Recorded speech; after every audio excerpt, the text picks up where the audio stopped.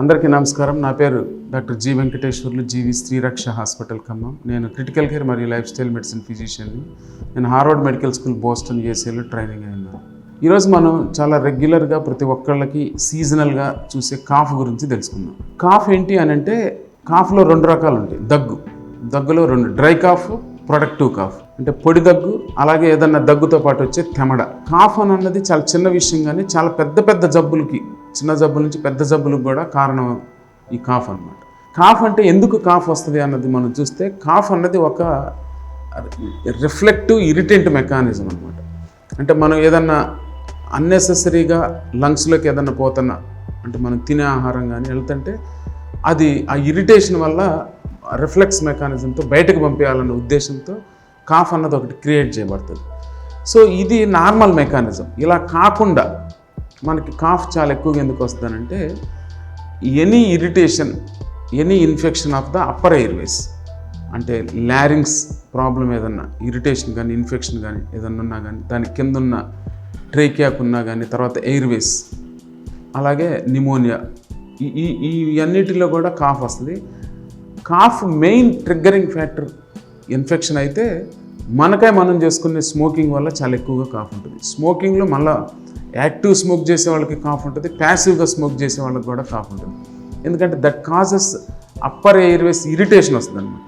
అలాగే పొల్యూటెంట్స్, అంటే మనం ఎక్కువగా హెవీ పొల్యూషన్ ఉన్న ఏరియాస్లో ఉన్నా కూడా అది ఎయిర్వేస్లోకి వెళ్ళటానికి ట్రై చేయటం వలన, ఆ ఇరిటేషన్ వల్ల మనకి చాలా కాఫ్ వస్తూ ఉంటుంది. ఇంకా సందర్భాల్లో ఎలా చూస్తామంటే, ఈ లంగ్ ప్రాబ్లమ్స్తో పాటు, అంటే లంగ్ ప్రాబ్లమ్స్లో కాఫ్ వచ్చేది డ్రై కాఫ్ అంటే యూజువల్గా అప్పర్ ఎయిర్వేస్లో ఉంటుంది. ప్రొడక్టివ్ కాఫ్తో పాటు ఏదన్నా ప్రొడక్టివ్గా తెమడ వస్తుంది అని అంటే, అది లోవర్ రెస్పిరేటరీ ట్రాక్ట్ ఇన్ఫెక్షన్, అంటే లంగ్స్లో ఆల్వియోలైలో కానీ ఎయిర్వేస్లో ఉన్న ఇన్ఫెక్షన్. సో ఈ ఇన్ఫెక్షన్ నిమోనియా అని అంటాం మనం, లేదంటే ఇంకా అదర్ అబ్స్ట్రక్టివ్ పల్మనరీ డిసీజెస్ కానీ, అంటే ఎయిర్వేస్లో ఉండే డిసీజ్. ఈ అన్నిటి వల్ల కూడా, ఇన్ఫెక్షన్ వల్ల కానీ, అదర్ సిస్టిక్ ఫైబ్రోసిస్ అని, లేకపోతే అదర్ కాజెస్ ఆఫ్ ట్యూబర్క్యులోసిస్ అని, ఇట్లాంటి అన్నిటి వల్ల ఈ పాడైపోవటం వల్ల చీము చేరి వాటిల్లో మనకి కాఫ్ వస్తుంది. ఆ కాఫ్తో పాటు స్ఫోటం కూడా వస్తుంది అనమాట. అంటే ఆ కలర్ ఆఫ్ ద స్ఫోటం కూడా తెల్లగా ఉండదు, మారిపోతుంది, కలర్ వేరే కలర్లో వస్తుంది అనమాట. అంటే యూజువల్గా పసుపు రంగులో వస్తుంది. సో అలా వచ్చింది అని అంటే ఖచ్చితంగా ఇన్ఫెక్షన్ ఉన్నట్టు.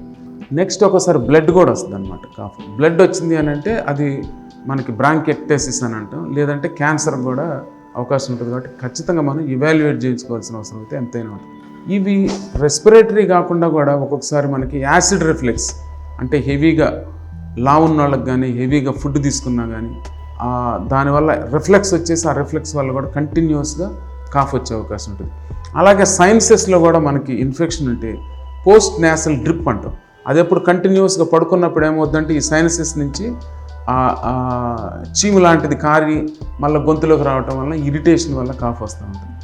సో ఈ రెగ్యులర్గా వీటి వల్ల కాఫ్ వస్తుంది. కాబట్టి దేనివల్ల కాఫ్ వచ్చింది అన్నది మన కాఫ్ టైప్ ఆఫ్ కాఫ్ని బట్టి కూడా తెలుసుకోవచ్చు. అంటే డ్రై కాఫ్ అని అంటే అట్లా వస్తుంది అనమాట. This is dry cough. ఇది యూజువల్గా అప్పర్ ఎయిర్వేస్ సంబంధించి ఉంటుంది. అంటే కింద నుంచి లోపల ఏదైనా ఉందంటే అని ఒక్కసారి పెద్దగా వస్తుంది కాఫ్.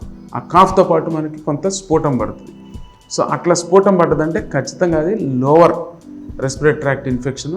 ఖచ్చితంగా ఎక్స్రే తీయించుకొని, ఎవాల్యుయేట్ చేయించుకొని డాక్టర్ని కన్సల్ట్ అయ్యాల్సిన అవసరం అంతేనే ఉంటుంది. అలానే దాంతోపాటు ప్రొడక్టివ్ కాఫ్తో పాటు ఫీవర్ కానీ ఉంది అని అంటే ఇన్ఫెక్షన్ కొంచెం తీవ్రంగా ఉన్నట్టే. ఆయాసంగా ఉందంటే ఇంకా తీవ్రంగా ఉన్నట్టు. కాబట్టి ఖచ్చితంగా ఈ ఫీవరు, ఆయాసం, ప్రొడక్టివ్ కాఫ్ ఉంది అని అంటే ఇవాల్యుయేట్ చేయించుకోవాలి, హాస్పిటల్ అడ్మిట్ అవ్వాల్సిన అవసరం ఉంటుంది. ఇమీడియట్గా డాక్టర్ని సంప్రదించాల్సిన అవసరం ఉంటుంది. ఈ సమాచారంలో ఏమైనా కానీ ఇన్ఫర్మేషన్ కావాలన్నా, సలహాలు, సందేహాలు కావాలంటే ఈ క్రింది నంబర్కి కానీ, మెయిల్కి కానీ కాంటాక్ట్ చేయొచ్చు. అలాగే ఇంకా మరిన్ని సమాచారం కోసం, మరిన్ని వీడియోల కోసం మా యూట్యూబ్ ఛానల్ని సబ్స్క్రైబ్ చేయండి. నమస్కారం.